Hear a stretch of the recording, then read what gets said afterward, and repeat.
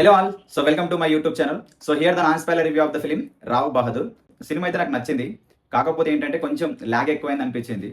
So cinema last 40 మినిట్స్లో చెప్పాల్సిన విషయాన్ని సో ఒక 2 అవర్స్ కొంచెం ల్యాగ్ చేశారేమని అనిపించింది. ఎందుకంటే లాస్ట్ 40 మినిట్స్ ఈ సినిమాకి చాలా ఇంపార్టెంట్.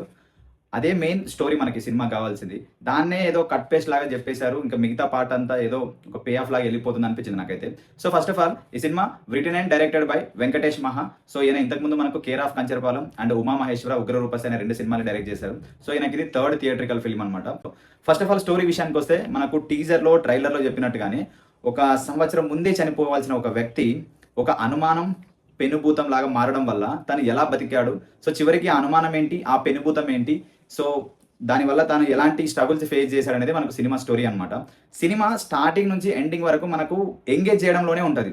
సో మనకి ఇంకెప్పుడు వస్తుందా మెయిన్ పాయింట్ అనేది మనం వెయిట్ చేయాల్సి ఉంటుంది అనమాట సినిమా మొత్తం చూసేటప్పుడు. సో ఇంకొక మాట, మన తెలుగు సినిమా హిస్టరీలోనే ఇలాంటి ఒక it's a first of it's kind cinema అని చెప్పేసి అనమాట. దీని యొక్క టైం లైన్ చెప్తున్నా ఫస్ట్, ఎందుకంటే అది చెప్పుకుంటేనే మనకు సినిమా ఎలాంటి జానర్లో ఉందో మనకు క్లారిటీ వస్తుంది. సో ఇది సినిమా స్టార్టింగ్ మనకు 1991లో జరిగే స్టోరీ లాగా చూపిస్తారు. ఓకే, సో ఈ సినిమాలో మన హీరో క్యారెక్టర్ పేరు వచ్చేసి భువనం రామప్ప రావ్ బహదూర్. ఈ క్యారెక్టర్ ప్లేడ్ బై సత్యదేవ్ గారు. అండ్ ఈ సినిమాలో మనకు ఒక మెయిన్లీ 3 క్యారెక్టర్స్ ఉంటాయి. ఒకటి doctor Satyanarayanachari, that character played by Vikas Muppala. So ఈ సినిమాలో మనకు సత్యదేవ్ గారు ఎంతసేపు అయితే ఉంటారో ఈ Vikas Muppala doctor character play చేసిన ఈయన కూడా సేమ్ సినిమా మొత్తం ఉంటాడు అనమాట. వీళ్ళిద్దరు బెస్ట్ ఫ్రెండ్స్ లాగా ఉంటారు సినిమాలో. అండ్ ఇంకొకటి, ఈ సినిమాలో మనకు హీరో గారికి ఆయమ్మలాగా, అంటే వీళ్ళంతా కొంచెం రాయల్ ఫ్యామిలీ లాగా చూపిస్తారు కదా సినిమాలో. వాళ్ళ ఇంట్లో వంట చేయడం అంతా వాళ్ళకు సర్వ్ చేసే మనిషిలాగా ఒక ఆమెను చూపిస్తారు. ఆమె పేరు బాలపరాసర్. ఈమె క్యారెక్టర్ కూడా చాలా ఫుల్ లెంత్ ఉంటుంది అనమాట. అక్కడక్కడ మనకు కామెడీ ఈమె క్యారెక్టర్ తోటి జనరేట్ అవుతుంది. చాలా మంచిగా ఉంటుంది ఆమె క్యారెక్టర్ కూడా. అండ్ ఇంకొకటి, ఈ సినిమాలో మనకు పోలీస్ క్యారెక్టర్ జగన్నాథం అనే క్యారెక్టర్ మనకు ఆనంద్ భారతి గారు ప్లే చేశారు. హీరోయిన్ దీపా థామస్ గారు played the character as Renuka. So ఈమె మన డాక్టర్ ఉంటాడు కదా, ఆయన యొక్క హాస్పిటల్లో నర్సుగా పనిచేస్తూ ఉంటుంది. ఇవి మనకి ఈ సినిమాకి సంబంధించి క్యారెక్టర్స్. ఈ సినిమాలో మనకు హీరోకి 2 కొడుకులు ఉంటారు. పెద్ద కొడుకు పేరు మనకు లవణ ప్లస్ అప్ప లవణప్ప. అండ్ చిన్న కొడుకు పేరు కుసుమప్ప. మన హీరో పేరు రామప్ప. అన్ని అప్పాలే ఉంటాయి, వాళ్ళు కూడా అప్ప అని పిలుస్తూ ఉంటారు అనమాట సినిమాలో. ఫస్ట్ అంటే మనకి సినిమా చూస్తున్నంతసేపు మెయిన్గా మనకి సత్యదేవ్ క్యారెక్టర్ ఉంది కదా, సూపర్ యాక్టింగ్ ఉంటుంది మనకు టాప్ టు బాటము. అంటే సినిమా స్టార్టింగ్ నుంచి ఎండింగ్ వరకు అసలు ఎలాంటి డొంక పెట్టాల్సిన అవసరం లేదు. ఈ సినిమాలో మనకు డిఫరెంట్ టైమ్ లైన్స్ ఉంటాయి. అంటే ఈ సినిమా యొక్క స్క్రీన్ ప్లే మనకి ఎట్లుంటుంది అంటే నాన్ లీనియర్ ఫార్మాట్ ఉంటుంది అనమాట. నాన్ లీనియర్ ఫార్మాట్ అంటే మీకు ఐడియా ఉంటుంది, ప్రజెంట్ వస్తుంది, తర్వాత పాస్ట్ వస్తుంది, ప్రజెంట్ పాస్ట్ ఇట్లా వస్తూనే ఉంటుంది. సినిమా స్టార్టింగ్లోనే 1991 ఇయర్లో స్టార్ట్ అయినట్లు చూపిస్తారు. సో దాని తర్వాత ఒక 10 మినిట్స్ సీక్వెన్స్ తర్వాత మళ్ళీ మనకు సినిమా 1968లోకి వెళ్ళిపోతుంది. 1968లో తర్వాత 1969లో ఉన్నట్టు కూడా మనకు అక్కడక్కడ కొన్ని సీన్ల ద్వారా అర్థమైపోతుంది. మనకు క్యాలెండర్స్ అవన్నీ చూపిస్తారు సినిమాలో. సో వాటి ద్వారా మనకు స్క్రీన్ మీద కూడా వేస్తారనమాట 1968 1991 అని చెప్పేసి. అండ్ మన హీరో ఉండే ఏరియా పేరు మనకు భువనాలయం. ఓవరాల్గా చెప్పాలి అంటే సినిమా కొంచెం లెంత్ తగ్గించిండే బాగుండని అనిపించింది. ఎందుకంటే ఈ సినిమా ఎడిటెడ్ బై వెంకటేష్ మహా గారే. సో ఎందుకో ఆయననే డైరెక్షన్ చేసి ఆయననే ఈ సినిమాని ఎడిటింగ్ చేయడం వల్ల జడ్జి చేసే ఒక పర్సన్ లేకపోవడం వల్ల కొంచెం ల్యాగ్ అనేది పెరిగింది. ఎందుకంటే ఇప్పుడు నేనే ఒక డైరెక్టర్ అనుకోండి, నేను తీసిన ప్రతి సీన్ నాకు చాలా సూపర్గా అనిపిస్తుంది, ఎక్కడ కట్ చేయలేను. ఎందుకంటే నేను తీసేటప్పుడే దాన్ని ఇక్కడ నుంచి ఇక్కడికి కట్ చేయాలన్న క్లారిటీతో తీసా కాబట్టి నేనే ఎడిటర్ అయినప్పుడు దాన్ని కట్ చేయలేకపోతాను. నేను దానివల్ల ఏమవుతుందంటే లెంత్ అవుతుంది. సో చెప్పాల్సిన పాయింట్కి మనం ఎక్కువ టైం ఇవ్వాలి. ఇప్పుడు అనవసరమైన పాయింట్స్కి నువ్వు కొంచెం తక్కువ టైం ఇచ్చినా ఓకే స్క్రీన్ మీద, కానీ ఏదైతే నువ్వు మెయిన్గా హైలైట్ చేయాలనుకుంటున్నావో అదే టాపిక్ని ఎక్కువసేపు చెప్తే ఆడియన్స్ ఎంగేజ్ అవుతారు అనమాట.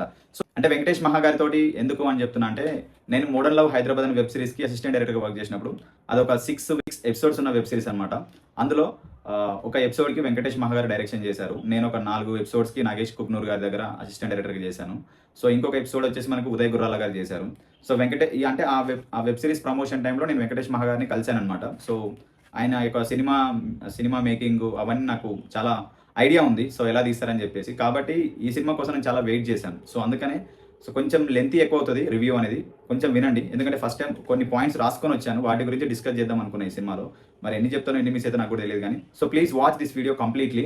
మీకు రివ్యూ ఎలా ఉందో కామెంట్లో కామెంట్ చేయండి. యూట్యూబ్ ఛానల్ నా స్మాల్ రిక్వెస్ట్ ఏంటంటే, ఛానల్లో రివ్యూస్ పెడితే చూస్తున్నారు కానీ చాలా మంది లైక్ చేయట్లేదు. సో చాలా జెన్యూన్గా రివ్యూస్ పెడుతున్నా అండి. ప్లీజ్ ఎవరైతే రివ్యూ చూస్తారో please do like and please do subscribe my YouTube channel. So thank you so much. అంటే రొటీన్కి భిన్నంగా టీజర్ ఒక 3.5 minutes దాకా ఉంటుంది.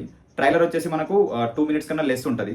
అంటే నేను టీజర్లోనే మనకు సినిమా స్టోరీ మొత్తాన్ని చెప్పే ప్రయత్నం చేశారు. మనకు ట్రైలర్లో చాలా తక్కువ పాయింట్స్ దొరుకుతాయి. నేను సినిమా చూసిన తర్వాత మళ్ళీ ఒకసారి వాటిని చూసిన తర్వాత నాకు అర్థమైన పాయింట్ అయితే అదే.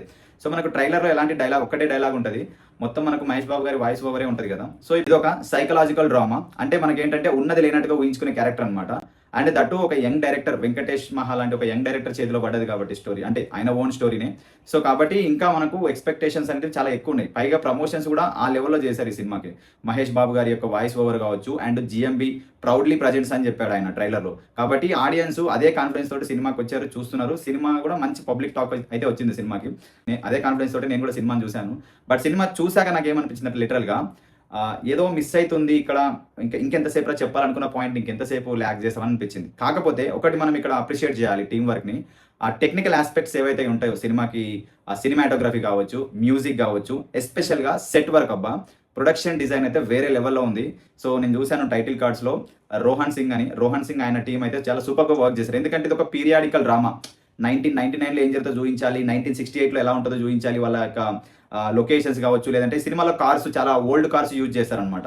ఆ కార్స్ కావచ్చు, హాస్పిటల్స్ కావచ్చు, రోడ్స్ కావచ్చు, అప్పుడున్న ఎన్విరాన్మెంట్, ఇండ్లు చాలా న్యాచురల్గా అనిపిస్తాయి. ఎక్కడ మనకు సీజీ వాడినట్టు కనిపించదు. అక్కడక్కడ మనకు ఈజీగా అర్థమైపోతుంది. ఎందుకంటే ఒక చెట్టు మనకు సినిమాలో కొంచెం ఒక ఇంపార్టెంట్ సీన్లో ఒక చెట్టు ఉంటుంది, అది చూడగానే మనకు అర్థమైపోతుంది అది ఒక సీజీ చేశారనిపిస్తుంది అనమాట. అంటే కొన్ని మనకు చూడగానే ఐడెంటిఫై చేయొచ్చు అనమాట. అండ్ ఈ సినిమాలో మనకు మెయిన్గా డిస్కస్ చేసుకోవాల్సింది అంటే సత్యదేవ్ గారి గురించి. మేబీ ఈ సినిమా గిట ఆయనకు నేషనల్ అవార్డు రాకపోతే ఫర్దర్గా ఇంకా మన తెలుగు సినిమాలో ఒక యాక్టర్ నుంచి మనం ఇంత బెస్ట్ పర్ఫార్మెన్స్ అయితే ఎక్స్పెక్ట్ చేయలేమన్నమాట. ఆ రేంజ్లో ఆయన యాక్టింగ్ చేశాడు. సో మేబీ ఒక ఓల్డ్ ఏజ్లో ఉన్న రావ్ బహదూర్ యంగ్ ఏజ్లో ఉన్నప్పుడు, ఒక బిజినెస్ మ్యాగ్నెట్గా ఉన్నప్పుడు, ఒక ఫాదర్ ఉన్నప్పుడు డిఫరెంట్గా ఒక 4-5 క్యారెక్టర్స్ ప్లే చేశాడు ఆయన ఈ సినిమాలో. చాలా సూపర్గా ఉంటుంది. అండ్ ఈ సినిమాని డైరెక్ట్ చేసిన వెంకటేష్ మహా గారు కూడా ఈ సినిమాలో ఒక మంచి క్యారెక్టర్ని ప్లే చేశారు. అంటే రావ్ బహదూర్ అనే వంశానికే, అంటే అది ఒక వంశం కాదు, వాళ్ళ యొక్క వంశానికి ఒక మూల పురుషుల్లాగా, వాళ్ళ తాత ముత్తాతలకే ఆయన ఒక ఫోర్ ఫాదర్ లాగా ఈ సినిమాలో కనిపిస్తారు అనమాట వెంకటేష్ మహా గారు. ఆయన వాళ్ళ యొక్క అంటే ఏమంటాం, వాళ్ళ వంశానికి సంబంధించిన వాళ్ళందరూ ఈయనకు డ్రీమ్స్లో వస్తుంటారు, వచ్చి ఏదేదో చెప్పి పోతా ఉంటారు. వాళ్ళ మీద ఒక సాంగ్ కూడా ఉంటుంది, చాలా సూపర్గా ఉంటుంది. దాని స్టోరీకి కనెక్ట్ చేసిన విధానం అయితే చాలా బాగుంది. సత్యదేవ్ గారికి 2 కొడుకులు ఉన్నట్టు చూపిస్తారనమాట. సో మెయిన్గా ఈ సినిమా అయితే మనకు వాళ్ళ చుట్టుముట్ట తిరుగుతూ ఉంటుంది. అండ్ మెయిన్గా మనం డిస్కస్ చేసుకోవాల్సింది డాక్టర్ క్యారెక్టర్ చేసిన వికాస్ ముప్పాల. యాక్చువల్గా ఈయన ఒక యంగ్ యాక్టర్. ఆయన మనకు ఏమంటాం, dear comrade and the plot అనే సినిమాలు వచ్చాయి కదా, ఈ సినిమాలో చేశాడు. ఈ సినిమాలో ఒక 50 to 60 years ఉన్న క్యారెక్టర్ లాగా ఆయన మేక్ ఓవర్ అనేది చాలా సూపర్గా అనిపిస్తుంది. త్రూ అవుట్ ఉంటుంది సినిమా, త్రూ అవుట్ ఉంటుంది ఈ సినిమాలో ఆయన క్యారెక్టరు. సో ప్రజెంట్ సొసైటీలో ఉండే ఒక క్యాస్టిజం గురించి కావచ్చు, లేదంటే ఒక రేసిజం గురించి కావచ్చు, ఒక కలర్ మీద కావచ్చు, వీటన్నిటి మీద ఈ సినిమాలో చాలా సూపర్గా ఉంటాయి డైలాగ్స్. ఆ టైంకి, సిచ్యువేషన్స్కి ఆ క్యారెక్టర్ చెప్పే డైలాగ్స్ మాత్రం వేరే లెవెల్లో ఉంటాయి. నిజంగా అనేది ఇలా నిజంగా భలే చెప్పారు కదా అనిపిస్తుంది అనమాట నాకైతే. మెయిన్గా కలర్ మీద బాగా డిస్కస్ చేశారు ఈ సినిమాలో. అంటే మనమే చెప్తాం కదా, బయాస్ ఉంటుంది కొంతమందికి దాని మీద, కానీ అదే మనకు ఒక అనుమానం అయితే ఎట్లుంటుంది అనేది చాలా క్లియర్గా చూపిస్తారు. అంటే ఇంకా ఏదైనా చెప్పినా స్పాయిలర్ అవుతుందేమో అని అనిపిస్తుంది. సో ఖచ్చితంగా మీరు కూడా థియేటర్కి వెళ్ళి ఈ సినిమాని చూడండి, చాలా సూపర్గా ఉంటుంది. ఒకటి మీరు ఈ సినిమాని చూడాలనుకుంటే మీ పాయింట్ ఆఫ్ వ్యూలో సినిమాని చూడాలి. And at the same time Rao Bahadur character play చేసిన సత్యదేవ్ గారి పాయింట్ ఆఫ్ వ్యూలో కూడా సినిమాని చూడాలి. ఎందుకంటే మనం ఆయన పాయింట్ ఆఫ్ వ్యూలో సినిమా చూసేటప్పుడు మనకు స్క్రీన్ మొత్తం తిరగడం, కొన్ని అటు ఇటు కదలడం అవి కనిపిస్తుంటాయి. అలా ఫిక్స్ అయిపోండి. అండ్ కొంచెం లాగ్ అనిపిస్తుంది. And at the same time non linear format screen play కాబట్టి ప్రజెంట్ పాస్ట్ వచ్చిపోతూ ఉంటుంది. అది కూడా మనకు స్టోరీకి కనెక్షనే ఉంటుంది, ఎక్కడ మనకేమో మిస్ అనేది ఏమి ఉండదు. అండ్ మెయిన్గా సినిమాటోగ్రఫీ కూడా చాలా సూపర్గా ఉంది. And music by Smaran Sai. మనకు ఒక 3-4 సాంగ్స్ ఉంటాయి, కొన్ని మాంటేజెసే ఉంటాయి, ఒకటేమో మనకు ఒక పబ్లిక్లో ఉంటుంది సాంగ్, అది కూడా మనకు హీరో యంగేజ్లో ఉన్నప్పుడు. సో అంటే కొన్ని నోటీస్ చేయలేం, కానీ కొన్ని దేశ సంచారి అనే సాంగ్ ఒకటి ఉంటుంది, అది మనకు స్టార్టింగ్లోనే వస్తుంది, అది కొంచెం బాగా అనిపించింది నాకు. మిగిలినవన్నీ మనకు మాంటే సాంగ్ లాగానే, ఒకటి వెంకటేష్ మహాగారితో ఉంటుంది, ఆయన సైన్యం వేసుకొని వస్తాడు వాళ్ళ తాత ముత్తాతలను తీసుకొని, ఫన్నీగా అనిపిస్తుంది. ఎందుకంటే 90లో కానీ 95లో 96లో ఆ టైం కల్లా అప్పటికి ఇంకా డిఎన్ఏ గురించి జనాలకు అంత ఐడియా లేదు. ఏదైనా అనుమానం వస్తే డిఎన్ఏ టెస్ట్ చేయించుకుంటారు కదా, సో దాని మీద కూడా మనకు కొంచెం అవేర్నెస్ వచ్చేటట్టు సినిమాలో తీశారనమాట. లాస్ట్ ఈ సినిమాలో మనకు టీజర్లో చూపించినట్టుగా లాస్ట్ డైలాగ్ ఉంటుంది కదా, జీవితం సంకనాగిపోయాక వాటి వాల్యూ అని తెలుసు అనేది. సో ఆ సీక్వెన్స్ అయితే చాలా సూపర్గా ఉంటుంది.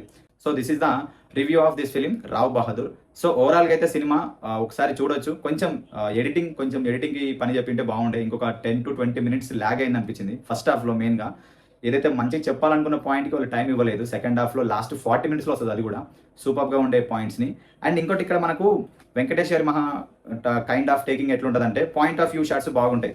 ఫర్ ఎగ్జాంపుల్ ఒక డాక్టర్ ఒక పేషెంట్ దగ్గరికి వెళ్ళి చూసినప్పుడు నోరు తెరవమంటారు కదా, ఆ నోట్లో నుంచి ఒక పర్సన్ని మనం చూస్తే ఎట్లుంటది, లేదంటే చెవి బొక్క నుంచి ఒక పర్సన్ చూస్తే ఎట్లుంటది, కళ్ళ పాయింట్ ఆఫ్ వ్యూ నుంచి ఒక పర్సన్ చూస్తే ఎట్లుంటది, ఒక వాటర్లో మునిగిపోతున్న ఒక పర్సన్ పాయింట్ ఆఫ్ నుంచి మనం ఒకరిని చూస్తే ఎట్లుంటది అనేది ఆ పాయింట్ ఆఫ్ షాట్స్ చాలా బాగా యూజ్ చేశాడు. ఆ టైంలో ఆ యాక్టర్స్కి చెప్పిన డబ్బింగ్ అనేది అది సూపర్గా సెట్ అవుతుంది. ఎందుకంటే నాకు సింక్ సౌండ్ సినిమాలు చేసి కూడా ఎక్స్పీరియన్స్ ఉంది కాబట్టి ఆ డబ్బింగ్ చాయిస్ కూడా సూపర్గా ఉంది. ఇంకా ప్రొడక్షన్ వాల్యూస్కి అయితే ఏ మాత్రం తక్కువ లేదు. ఈ సినిమాని మనకు జిఎంబి ఎంటర్టైన్మెంట్స్ మీద మనకు మహేష్ బాబు గారు అయితే ఈ సినిమాని ప్రజెంట్ చేశారు.